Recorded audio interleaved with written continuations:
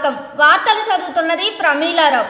అద్దంకిలో వైఎస్ఆర్సీపీని గెలిపించి ముఖ్యమంత్రి జగన్మోహన్ రెడ్డికి బహుమతిగా ఇస్తానని అద్దంకి నియోజకవర్గ వైకాపా నూతన ఇన్ఛార్జ్ హనిమిరెడ్డి పేర్కొన్నారు.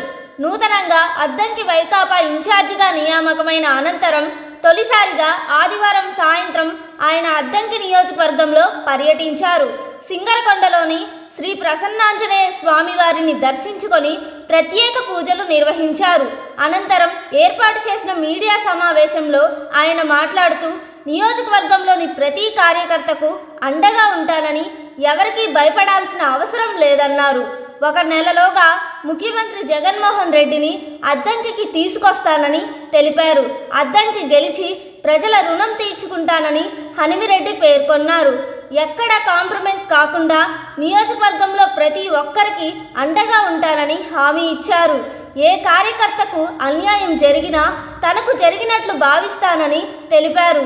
సమస్య ఉందని అర్ధరాత్రి ఫోన్ చేసినా తాను వస్తానని హనిమిరెడ్డి కార్యకర్తలకు భరోసా కల్పించారు.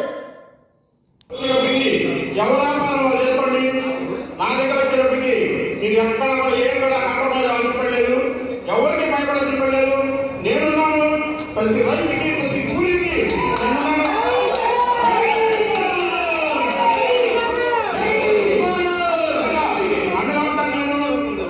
ఎక్కడ కూడా కాంప్రమైజ్ భయపడటం ఏదో ఏడులో వచ్చిపోయినట్టుకుంటానేమో అట్లా కాదు.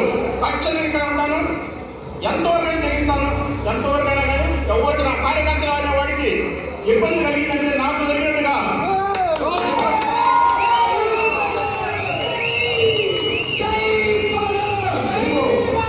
మీకు సమస్య ఉందని చెప్పి అర్ధరాత్రి ఫోన్ చేసినా నేనున్నా, నాకు ఫోన్ చేయండి, అర్ధరాత్రి ఫోన్ చేయండి, నాకు ఏం చేస్తా మాట్లాడతా